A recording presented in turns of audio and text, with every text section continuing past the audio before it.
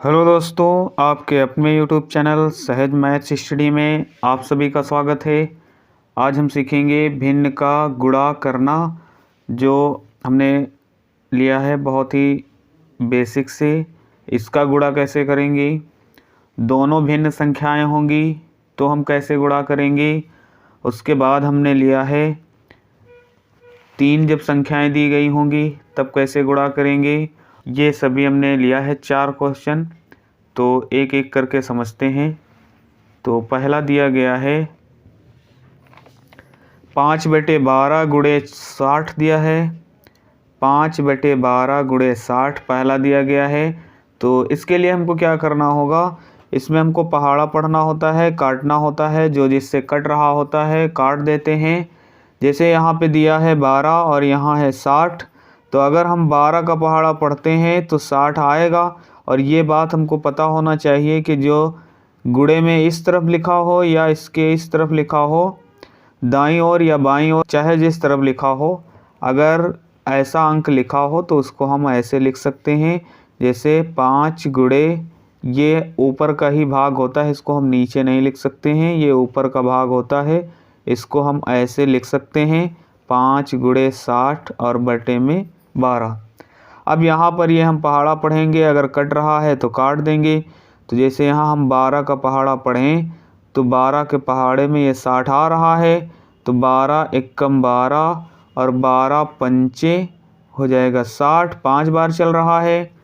तो जब 5 का 5 से गुणा करेंगे तो हमको मिल जाएगा 25, तो यहाँ हो जाएगा 25 और बटे में 1 है, बटे में 1 लिखा नहीं जाता है, सीधे हम लिख लेंगे 25 और ये इसका आंसर हो जाएगा 25। तो अब हम देखेंगे जब दोनों भिन्न संख्याएं दी गई होंगी तब उसको हम कैसे सॉल्व करेंगे। तो दिया गया है 6/18 गुणे 24/3। तो सबसे पहले हम इसको लिख लेंगे इसके रूप में। इसको हम लिख सकते हैं 6 गुणे 24 और बटे में यहाँ पर दिया है 18, तो 18 गुणे हम इसको लिख सकते हैं 3।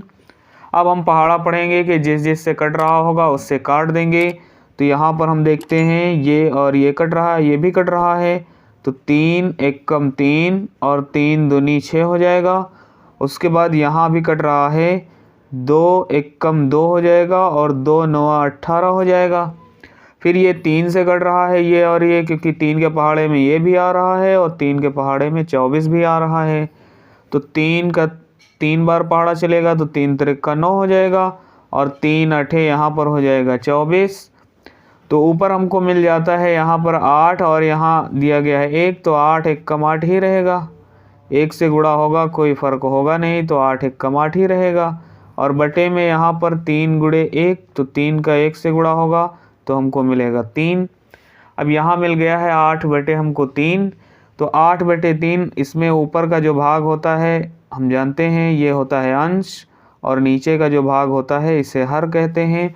तो जब अंश बड़ा हो और हर छोटा हो तो उसको हम भाग करके लिखते हैं।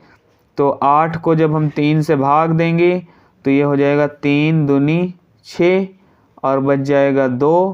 तो यहाँ जो आंसर के रूप में हमको भागफल के रूप में जो मिलता है उसको हम लिखते हैं पहले, और जो बच जाता है इसको लिखा जाता है ऊपर, और बटे में जिससे हम भाग देते हैं उसको हम यहाँ लिख लेते हैं नीचे। तो 2 सही 2/3 ये इसका आंसर हो जाएगा। और बाकी हम ये भी आंसर लिख सकते हैं 8/3।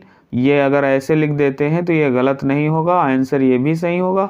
और हम मिश्र भिन्न में अगर हम लिखेंगे तो इस प्रकार से हम इसको लिखेंगे। तो देखते हैं अब जब संख्याएं 3 दी गई होंगी भिन्न संख्याएं, तब हम उसको कैसे सॉल्व करेंगे। तो देखते हैं अगला। तो अगला दिया गया है 5/6 गुणे 12/18 गुणे 14/20। जब 3 संख्याएं दी गई होंगी तब उसको हम कैसे सॉल्व करेंगे। तो इसके लिए हमको क्या करना होगा, तो 5/6 दिया है, इसको हम लिख लेंगे 5/6 और इधर है गुणे में 12 और ऊपर यहाँ गुणे में है 14। तो जो अंश में दिया गया है उसको हम ऊपर लिख लेंगे और जो हर में दिया है उनको हम नीचे गुणे में लिख लेंगे। तो 6 गुणे यहाँ हो जाएगा 18 और गुणे यहाँ हो जाएगा 20। अब हम इसमें देखते हैं किस संख्या से कौन सी संख्या कट रही है, उसको काट देंगे। तो 6 एकम 6 और 6 दूनी 12, 6 के पहाड़े में ये आ रहा है, ये नहीं आ रहा था, ये नहीं आ रहा था, लेकिन ये 12 6 के पहाड़े में आ रहा है, 6 दूनी 12। अब हम देखते हैं यहाँ 5 के पहाड़े में कुछ आ रहा है, तो 5 के पहाड़े में 18 तो आ नहीं रहा है, 20 आ रहा है। तो 5 एकम 5 और 5 चौको 20 हो जाएगा।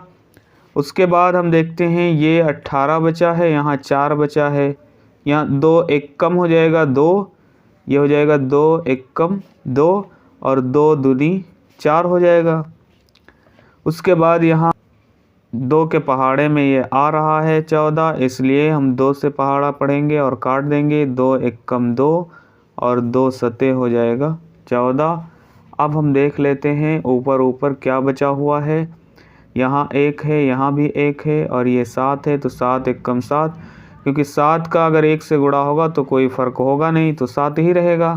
और बटे में हम देखते हैं 18 है, यहाँ 1 है, तो 18 का गुणा 1 से होगा तो कोई फ़र्क होगा नहीं, तो 18 एकम 18 ही रहेगा।